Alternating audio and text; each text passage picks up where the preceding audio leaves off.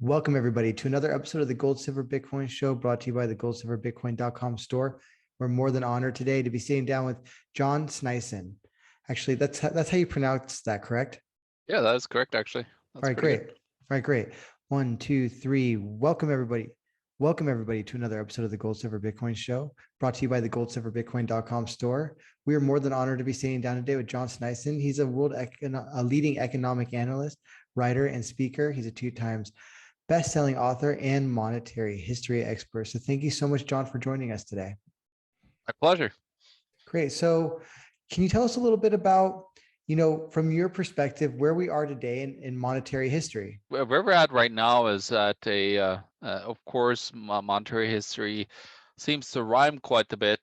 And right now we're at what I call very close to peak debt saturation in the cycle, where you move from, the early stages where I was just talking in a group recently about the baby boomers and how they actually benefited from the first cycle of a monetary system with debt.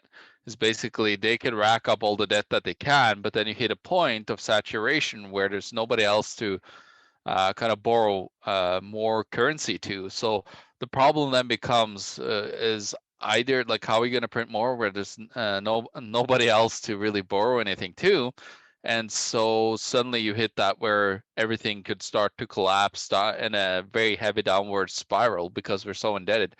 So like historical wise, I would say that we're nearing the end of the current monetary system, which started in 1971, the current cycle, and then before that it was 1933 in the U.S., and then before that it was really 1913 when the Federal Reserve was created. So like that cycle just continues to repeat itself over history, and as we're again, in the 80s, it started to have a lot of debt. Then they had to go away from actually back in their currency with something of value. And this is nothing new. Like this has happened. The first time ever paper money existed was in 1024 in China, and the Sung Dynasty minted the first ever paper currency. I actually have a replica of that first currency back here. It's pretty interesting. And so they created the first one. They actually had a debt-based monetary system as well. They initially backed it by copper coinage. Then what they created too much. They got into too much debt, so they had to go away from that backing of their currency. And then, of course, there's just a vicious cycle again. They hit that peak debt, and then it just slowly dwindled both the empire and the currency with the debt saturation. So that's where the United States and basically everywhere in the world right now, like there's not very many countries that are not heavily saturated with debt. And so that's going to be a huge issue. We've never really seen the cycle on a global scale because it used to be just individual countries that went through these cycles on their own. But now you're seeing, just last time I looked, there's like 8 countries that are in semi-hyperinflation right now. Then there's about 40 countries that have 10% official, so that's official inflation that the government official tells us. And so you're starting to see like the cycle where either the government would have to can do two things. It either could just hyperinflate away the money by just printing exorbitant amounts, and that's what they're talking about with modern monetary theory and so on. Or they could do a devaluation of the currency, which many countries have done. Recently, it was Argentina did a massive devaluation, and also Venezuela did devalue their currency. Now, they have had two hyperinflations in Venezuela, one in 2017, one in 2019, and they've recently actually removed zeros from their currency to make it look better, basically.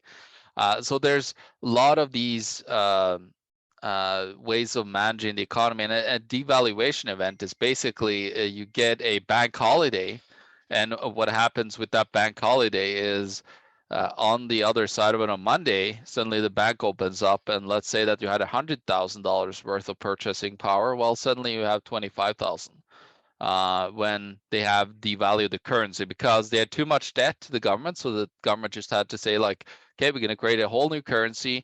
You're going to get from the old units, you're going to get from one new unit, you're going to get 10 old units, for example. And that's how they devalue it. And then they actually did that when they went from the European currencies over to the euro. People lost 50% of their purchasing power, all their savings. And that's not talked about a lot. What happened, when everybody started to move over to the euro system. That happens in almost every country that does it.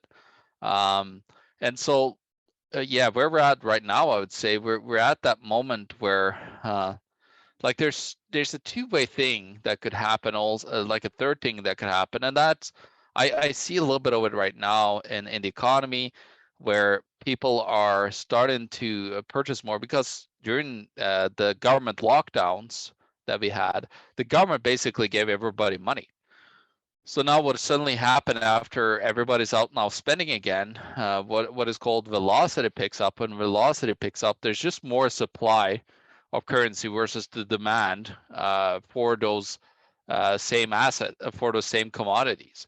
So basically what happened, that's where you see this high inflation now. But what I'm also seeing is I'm seeing extensive buying because people are getting worried about actually more and more inflation happening because prices have gone up,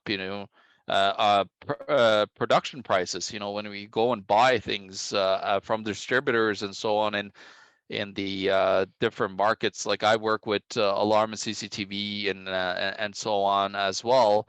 And so my prices are up from the distributors themselves 30-40%. Now I got to pass that buck to someone, and same with the construction industry and everybody. So that is like still to come. Like that's still getting like slowly passed on as we have heavy inflation right now. And so people could then start to panic even more and be more afraid. So what happens is velocity, as it's called, just keeps on picking up and picking up because people just spend more and more money because they're afraid that their money will lose value. So they want to spend it as quickly as possible. And then you get more supply of currency chasing the same assets. And that's how you could end up in a hyperinflationary scenario, even with, like, you don't need to print extra more money right now. All that you could do is have this panic velocity start to happen, and then that destroys the currency a lot. Like usually it takes 6 months to a year maximum for that to unfold, if that really continues that behavior. So yeah, that's kind of like, if we can say, that's kind of where we're at right now, where we're gonna have a reset of some sorts in I would say the next 5 years for sure. We can zoom in and look at some of the headlines right now, economic headlines, such as food shortages. I believe the Goya CEO, Mr. Unanu, I believe, I forget his name, saying that they're having trouble getting certain product as well, but also just generally food shortage headlines. Tech giants are claiming that they are expecting chip shortages to persist for 2 more years. A European Commission vice president also told European citizens that they should take fewer showers and wash their clothes less in solidarity with Ukraine. We also see potential, I guess, a supply shock in fuel. We see it hitting the East Coast currently, and I believe we are already into the driving season, with the summer driving season just around the corner. Russia demanded that oil and gas be paid for in rubles recently. And while the EU did not make those payments at first, when Russia ceased importing into Poland and another country, I forget off the top of my head, EU ultimately, Area. Yeah. Bulgaria, EU ultimately said that they would comply with those payment terms. The IMF director and also, I believe, Davos types of, I guess, analysts are saying that, yes, they perhaps did print too much money. The money printing started in the wake of the onset of the global financial crisis. There was at that time $1 trillion printed. That was a absurd amount at that time. Fast forward to 2020, as the IMF dubbed Great Lockdown comes down worldwide, we in the US print 6 trillion. Certain countries have not printed that much money as well. Namely, India, for instance, did not embark on such a policy, but Western nations generally did. Now, the Fed I don't think, obviously, there is a diminishing returns when it comes to that money printing, and it seems that we perhaps have reached that point, and we can see interest rates rise. That was a long list of events that are taking place today. Obviously, you gave the broader context there in terms of monetary history. What are you looking at in terms of the headlines today, John?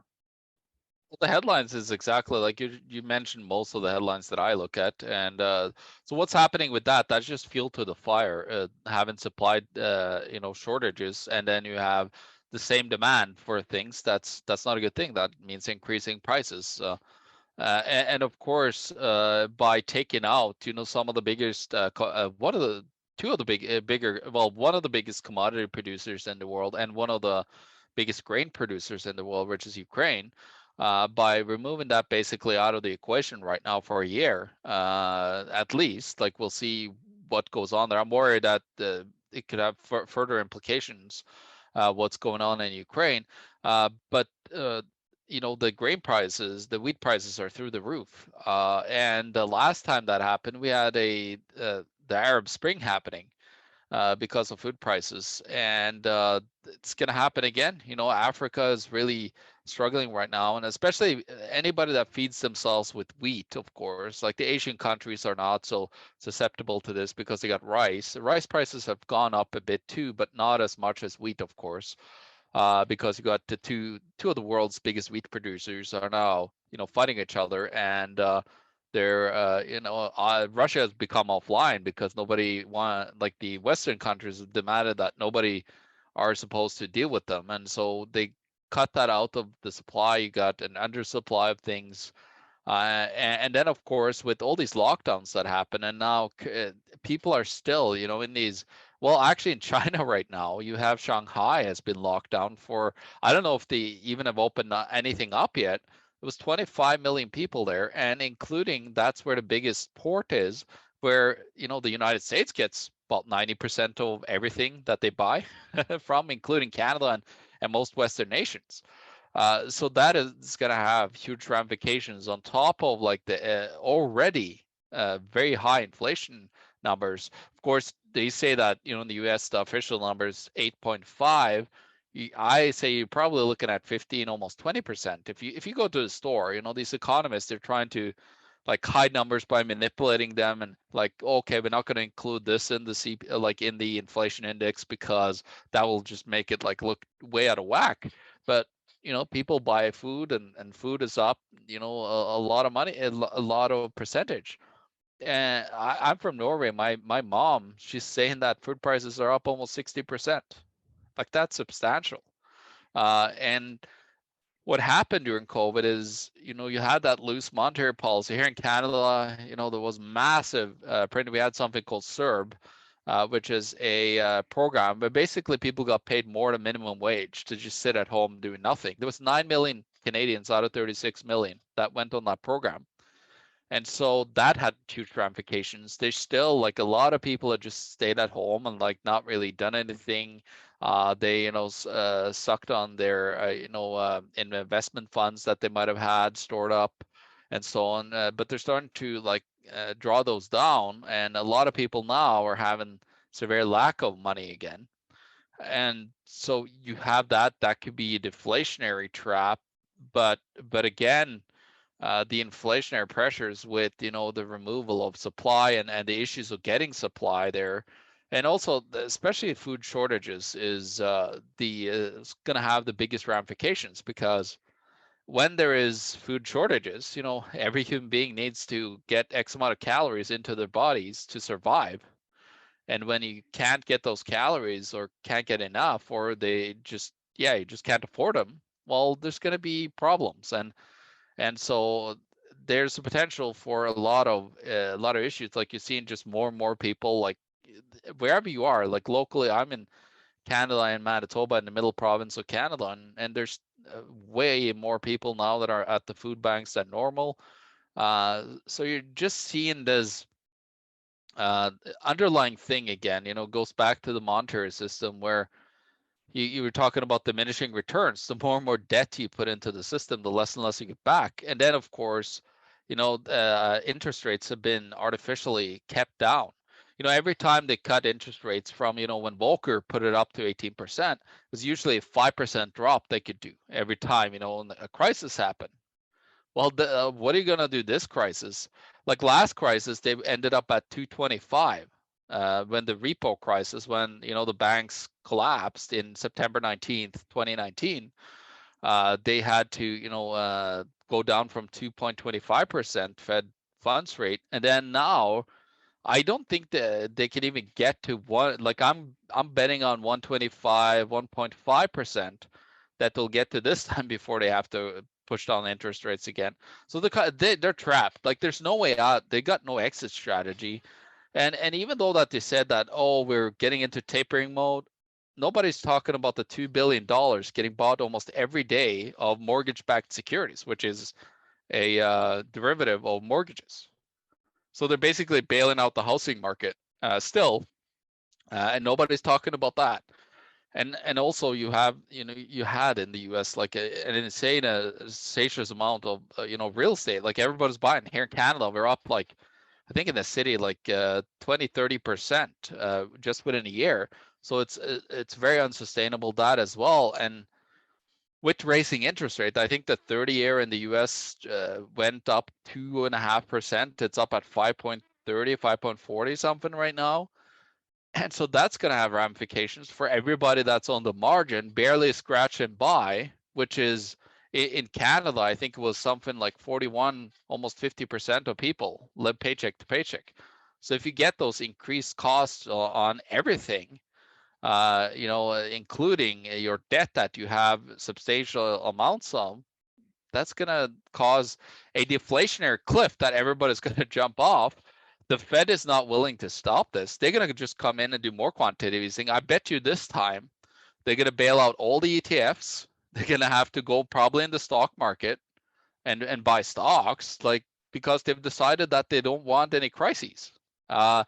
So they can probably do it again, but it's going to probably be double of what we saw in 2020. But they can keep on doing this, but it's just going to get worse and worse. People are going to get worse and worse off. And I think that like the next reset kind of plays into what they really want to accomplish, which is a central bank type of digital currency that they will actually use as the crash comes. Like this is just a theory of mine that when everything crashes and people lost everything, they'd be like, hey, here's our central bank digital currency. Do you want all your assets back or money back? Come over to the central bank digital currency and get everything back. But if you don't, you're going to lose everything. So I think like the next step to keep this going is that they need the central bank digital currency, because at that time they will implement negative interest rates down to -5, -10. And it's basically tax on everyone. But I think that's where they have to go in order to prop this, totally flawed system, the Ponzi scheme alive that they have going.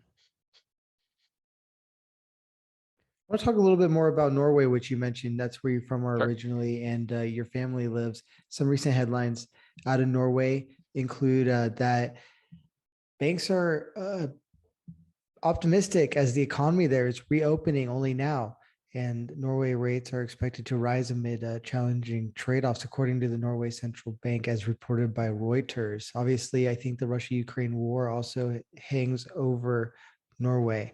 Furthermore, you've mentioned that food prices have increased 60% in Norway, according to your mother and people you know on the ground there, perhaps.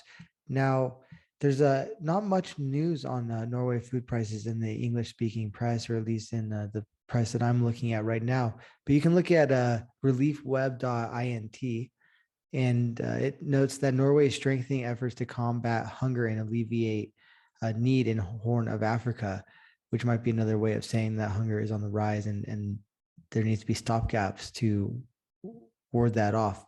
Now, John, can you speak to what's going on the ground in Norway currently?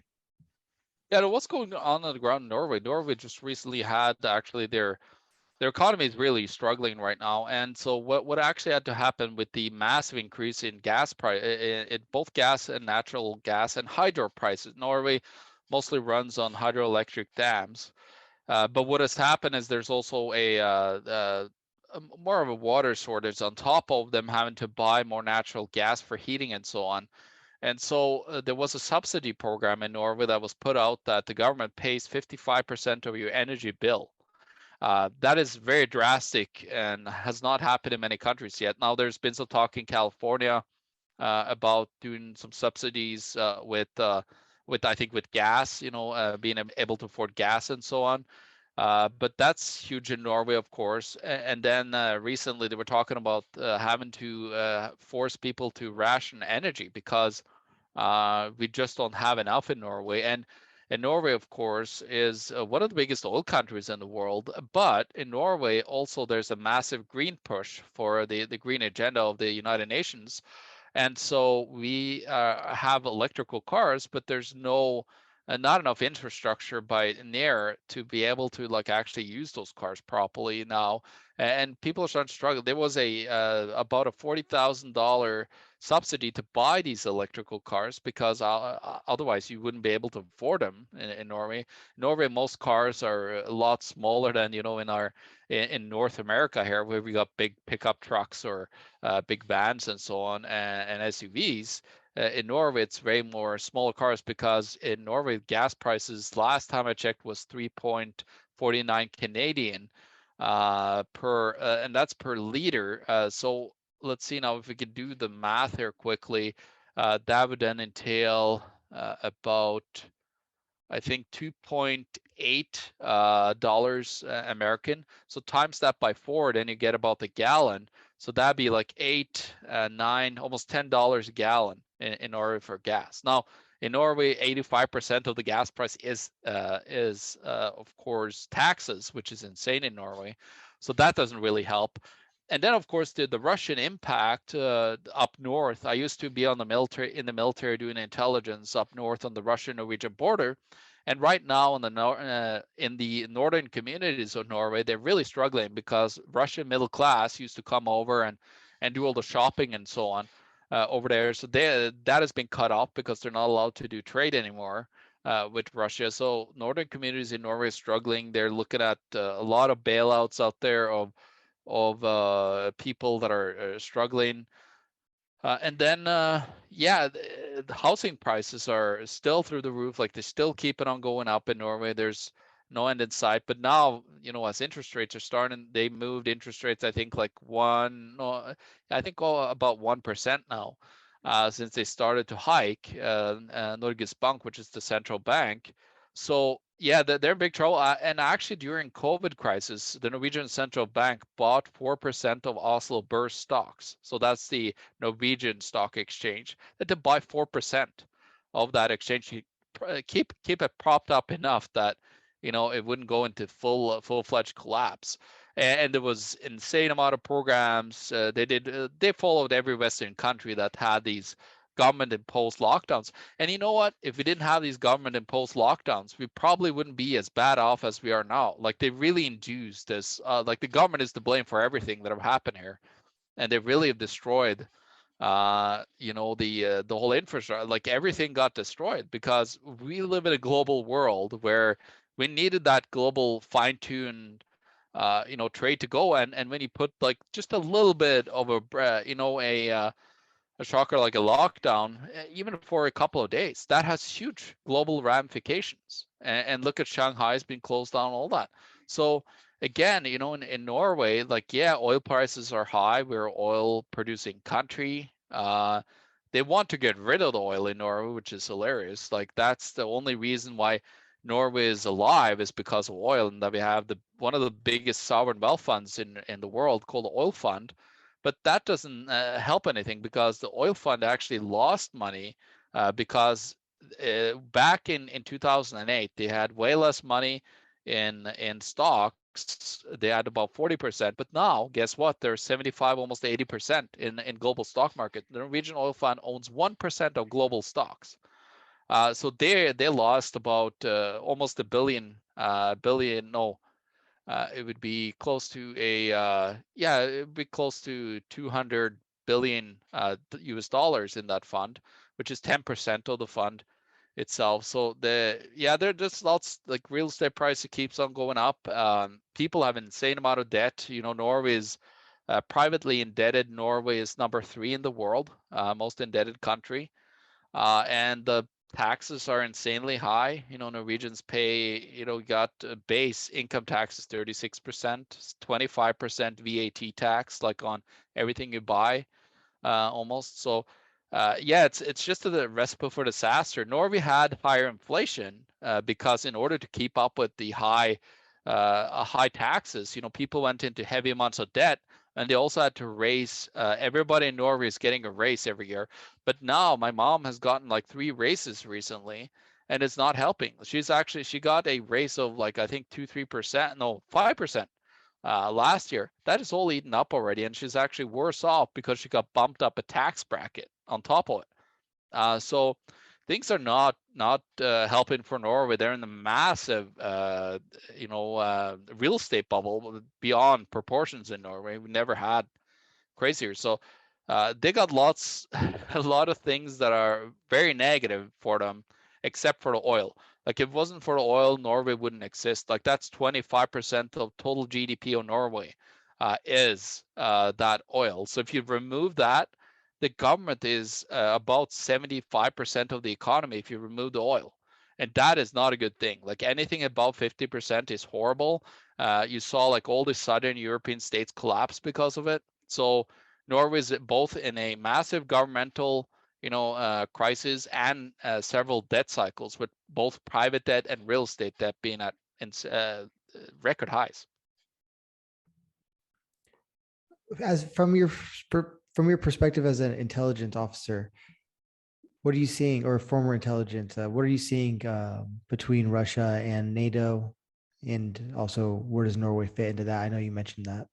Yeah, Norway's a NATO country. When I was up at the Russian-Norwegian border, I did intelligence for NATO. So, well, they didn't say that, but you ship it over to the headquarters. We actually can pull in like U.S. Spy satellites to see what's going on in the bases.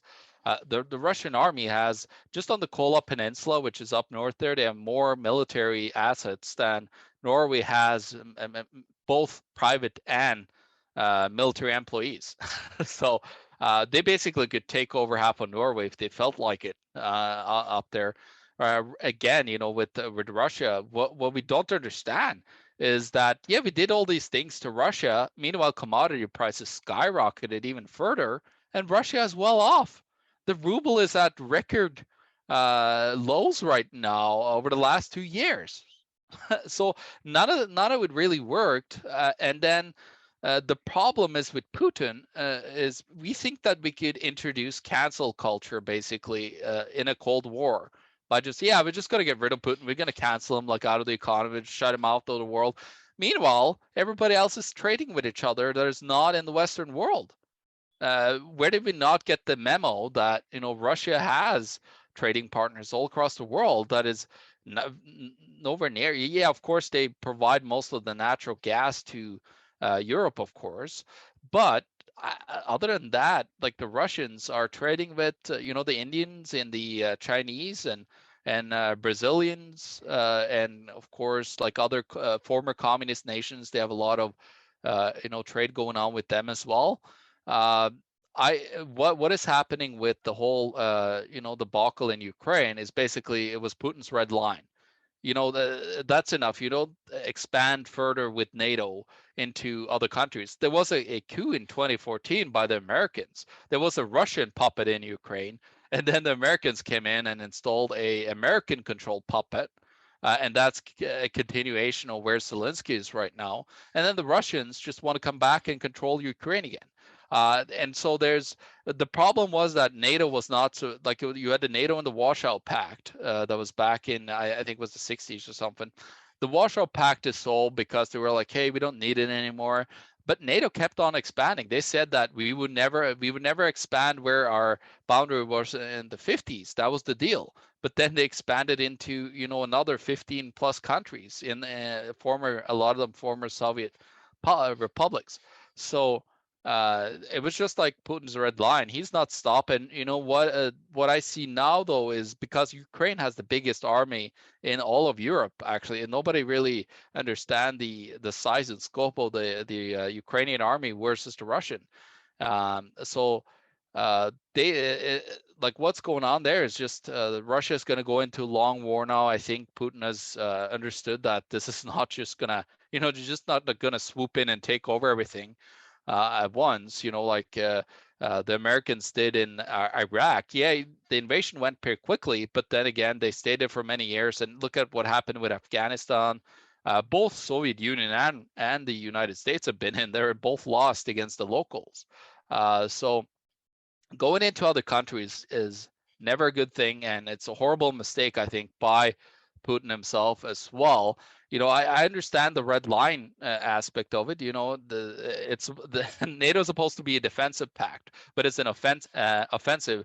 Basically, I've moved in and encroached. Like if Russia had a union, starting to like get, we're going to get Mexico as a member in our military union. I don't think the Americans would like that, right? So it's a very I'm 100% against the war in Ukraine, but then again, I understand why it happened, and he's going to continue. He's not letting Ukraine go over to NATO and become a NATO member. That's for sure. And he probably will try to take over potentially half. Like I think he's going to go down the Dnieper River in Ukraine and then cut off like the eastern part, which is more like Russian leaning, and then there's going to be Ukraine over there. But how long that's going to take? That could take a year or so before they, have done that. And hopefully, there's calmer heads that will prevail, and we're not going to enter into a third world war because that'd just be a disaster for humankind. Why do you think Russia might make that strategic move, moving kind of south and to the east? Well, so like the Dnieper River is a perfect kind of topographic, cutoff point because it goes straight down to guess what, Crimea, where they have their military base in Sevastopol on the Black Sea. So that's I think the tactical thing that could happen is that you know uh, it's funny throughout history. I have a book called the Revenge of Geography, and it just talks about how we constantly like have massive battles around these landmarks, basically, where always there's fight over certain territory along like mountains or rivers and so on. So I think it's just a tactical move, and then also there's more people supporting Russia. Taking over all of Ukraine, you're just gonna have like what happened, I think, in Afghanistan, where you're going to have people fighting back because the Ukrainians don't like the Russians and the Russians don't like the Ukrainians. So it's Ukraine really never has been a proper country. Like actually, I think in the name Ukraine means borderlands, and I think in Slavic. So it's always been like a moving target. Like if you go and look, there was a guy that put up a video over the last like I think 500 years of Europe, and you see just like constant movement of borders like around Ukraine. And it's always a problem like when you have multiple groups of people with different cultures and you try to put a border around them. Like look at what ended up with Yugoslavia that totally dissolved into so many states because people want to stay with their own kind of thing, and then that's what happens. Like look at Afghanistan, Syria, and all those countries. Like a lot of them have certain zones, like autonomous zones. Like for example, the Turks hate the Kurds, and so on. So you got that in Ukraine as well. And I think that's like for me, that's what like people are afraid that Putin will go in and attack all these former states because he wants back Soviet Russia.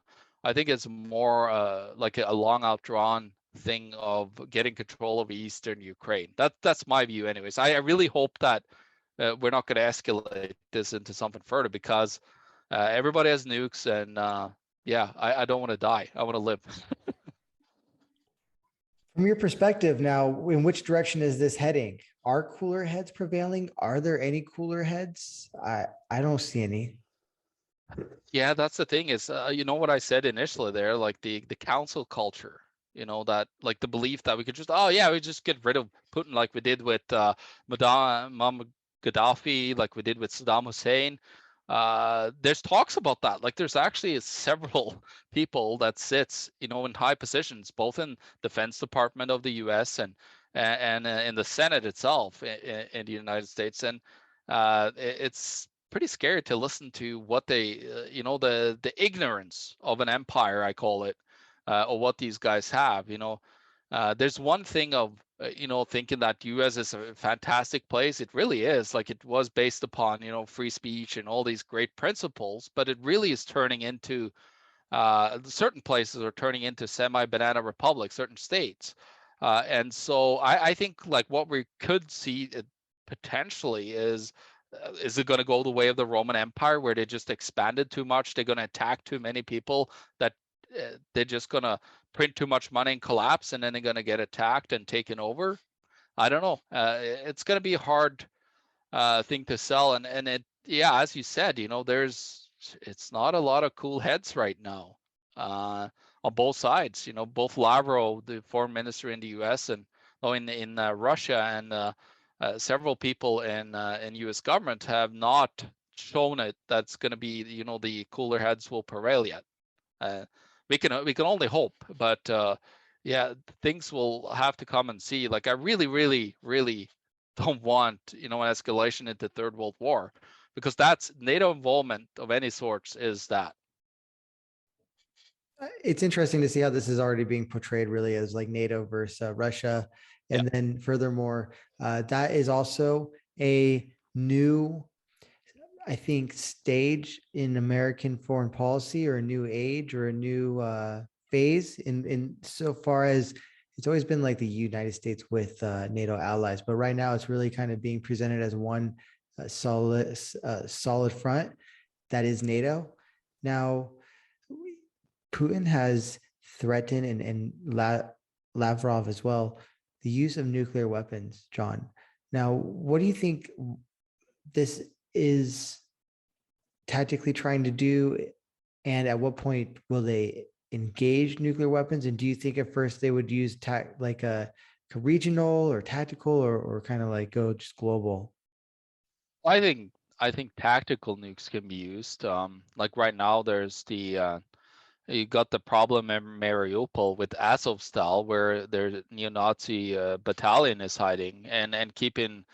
Nobody's talking about this in media, but there's a whole bunch of people there as well that they dragged in there with them to protect themselves, which is a very sad thing. You know, it just came out in Canadian media that maybe this Azov battalion in southeastern Ukraine is actually neo-Nazis. Like that just came out in media, and that's been known for a very long time.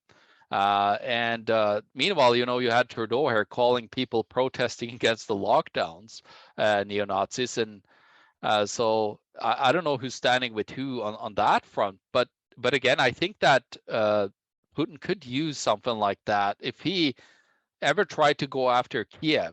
You know, that could be a certain extent to tactical. Like I'm not talking about, nobody wants nukes to be like, you know, blasted on field radius. Like if you throw some of these nukes around and blow up, like you'll kill tens of millions potentially very quickly.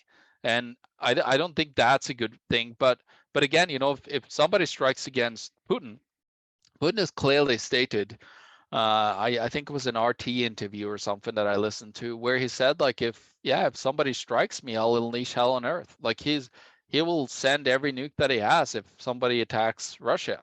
So that's his way of saying that, you know, if you screw with me, I'm gonna screw everybody up. which is which is not a good position. But you know, if we don't like start calming down here and think rationally, which I see a lot of people are not, then yeah, that could very much potentially like happen where if we try to attack Russia, or like let's say we attack St. Petersburg or Moscow or something with a nuke, yeah, that's what's going to happen. It's a very dangerous situation to be in, and it's nowhere that I would, you know, we're gonna have a planet to live on, and for I don't have kids, but I have nephews, and I want them to have a livable Earth. So do we really want to go that way? Are we that stupid? Are we just a bunch of, apes like trying to kill another tribe? We still back at, the like those type of instincts. So, always wanting to take over, like monkeys, tribes do that, right? Like they come and raid and kill each other. Like, are we not going to evolve past war? Like, could we try? I don't know. It's human nature, I think, unfortunately. And but again, as you said, like, I don't know. I just really hope it doesn't happen, but it's a potential, like, now I would say probably like 10, 50, it's probably 20% even chance of some form of nuclear exchange. That's how I see it. And things have escalated quickly, Yeah. dating back, especially even to the disruptions in the global economy in 2020, which is where I would, at least in terms of the acute crises we've been facing right after another, our problems begin, at least in the acute sense. Obviously, there's been a long problem of monetary debasement, and we can stretch that timeline out further. But really, here in these acute crises, one right after another, I interviewed Joel Skousen, and this is an article at GoldSilverBitcoin.com called "United States Postured to Absorb First Strike in Nuclear War." And Mr. Skousen pointed out to me and our viewers that the U.S. policy, and to quote Robert Bell here, who is a senior director for defense policy and arms control at the National Security Council of U.S. nuclear posturing in 1997, said, quote, "Our policy is to confirm that we are under nuclear attack with actual detonations before retaliating."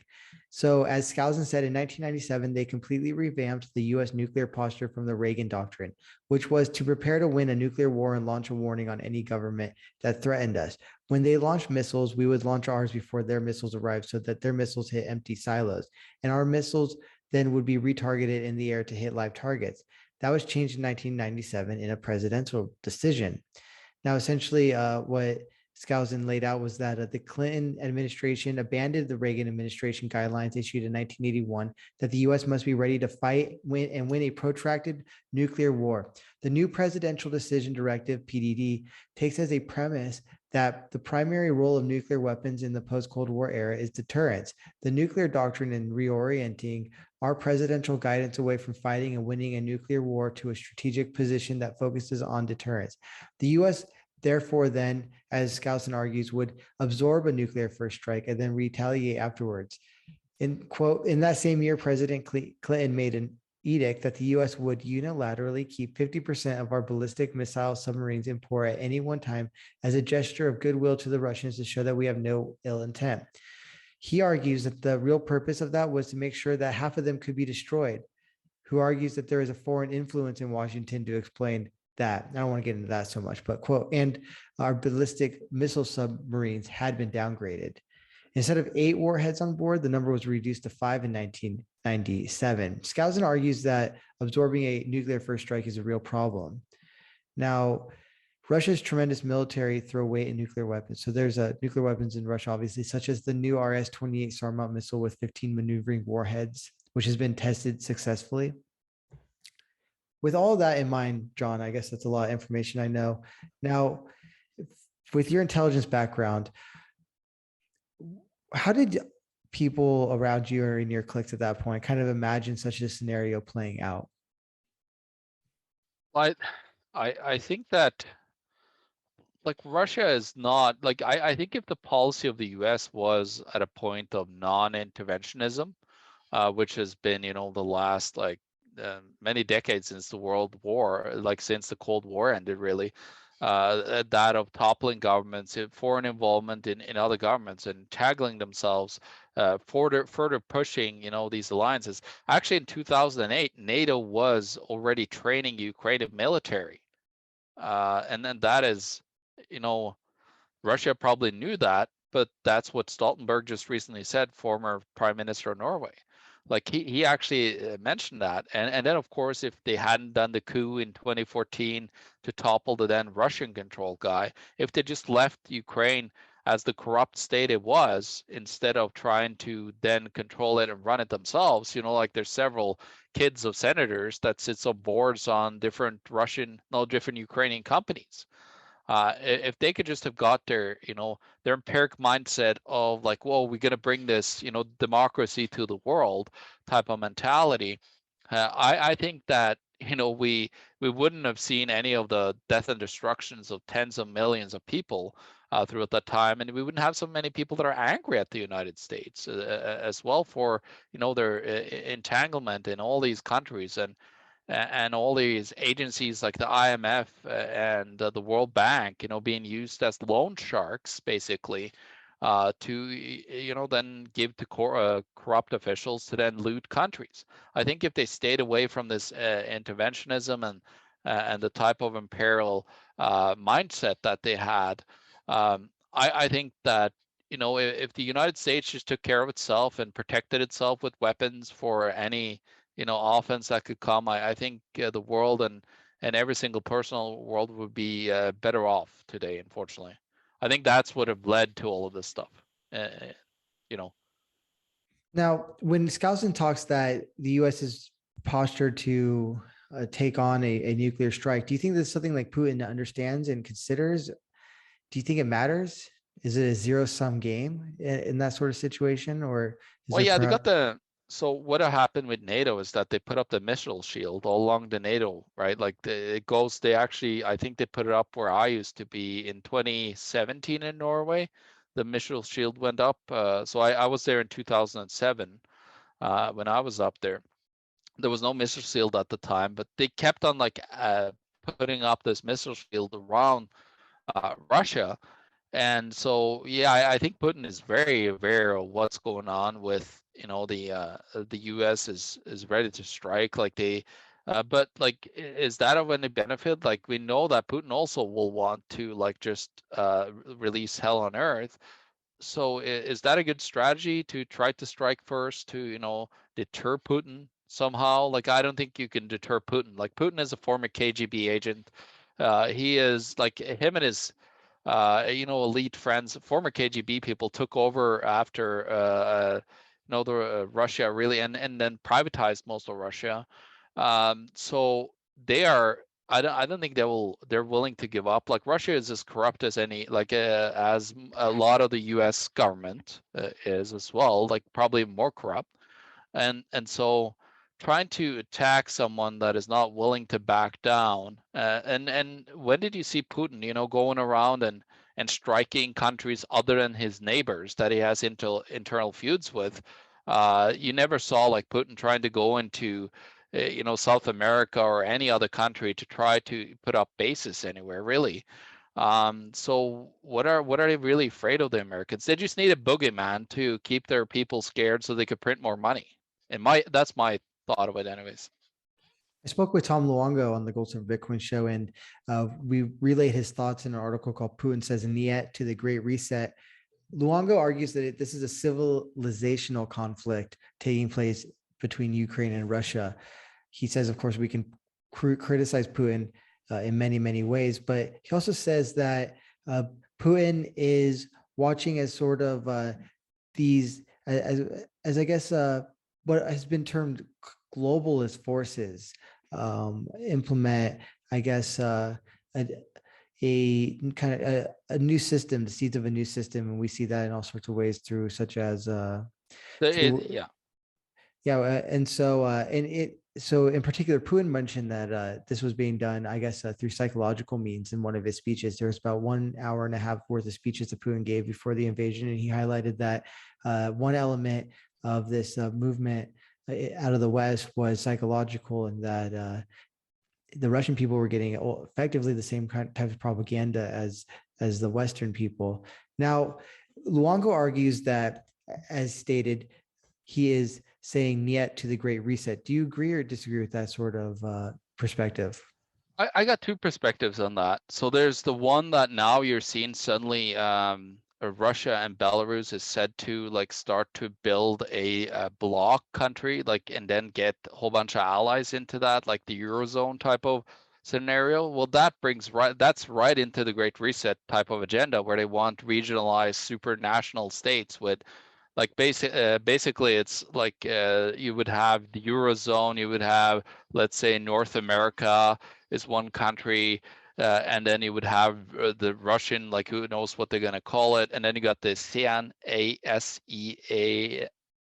ASEAN countries, the Asian countries as well, that they want to push into the supranational groups where, the Eurozone is the country, and then you got the states of like the former nation states type of setting. So I think that's what it's looking like to me. And second, the Great Reset agenda. I'm very familiar with the World Economic Forum now. I'm actually going through a list of their educational program that is a 5-year program that they have at the World Economic Forum, which is called, it used to be called Global Leaders for Tomorrow. Then it got exposed by Richard Werner, which is a economist. He did the Princess of the Yen documentary, for example. He leaked the list, and then they changed their name to Young Global Leaders. So that is going on. They just recently did the 2022 class, but it's a 5-year program where they educate these kids. And actually, I saw some of the curricula, like there's working groups, and one of them was to create a global rating system for sustainable development, which is right into the UN agenda. And the list of people in Russia that's a part of this program is a lot of the oligarchs. The head of the central bank is a part of the World Economic Forum program, by the way. And so you got all these people around him being a part of this Western agenda, if you like it, of the Great Reset, that they talk about. And further to that, these people, like in Western countries that we talk about, that kind of Great Reset type of agenda people, they're technocrats.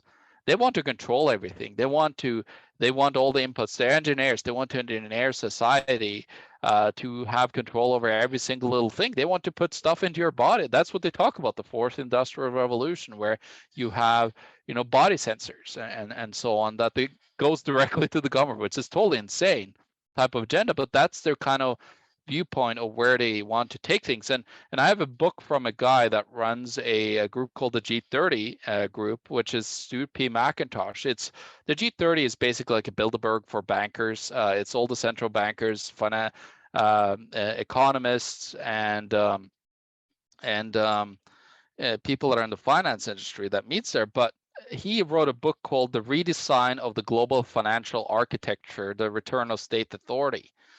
And that's kind of in their mindset. That's that whole Great Reset agenda, in my point of view. Like I'm just reading their literature. It's like I got COVID-19, The Great Reset by Klaus Schwab. It's that type of agenda of a great hegemon where the elites basically can then regain control because they're afraid right now of especially the internet has turned to be a more like was really prevalent for free speech, but then you saw a lot of censorship starting to get implemented.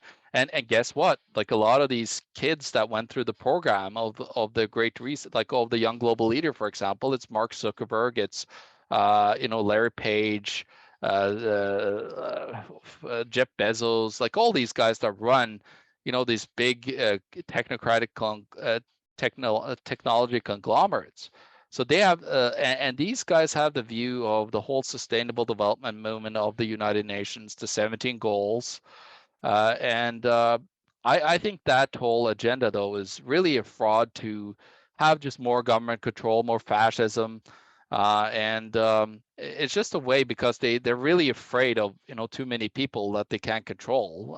That's all I can think of really when you look at what they write and their agenda. Like they're nothing but Malthusians. Like Thomas Malthus, who wrote this piece about the dangers of overpopulation. He wrote that in 1789, and ever after he has written that, like there's been groups popping up every 100 years, pushing that agenda and fair onto the population. And I talked to a fund manager, a former $8 billion fund manager at Fidelity. He said that both the COVID, lockdowns and the whole Great Reset agenda, UN agenda, all this stuff, the sustainable development, climate change, and all that, is just a massive cash grab by Wall Street.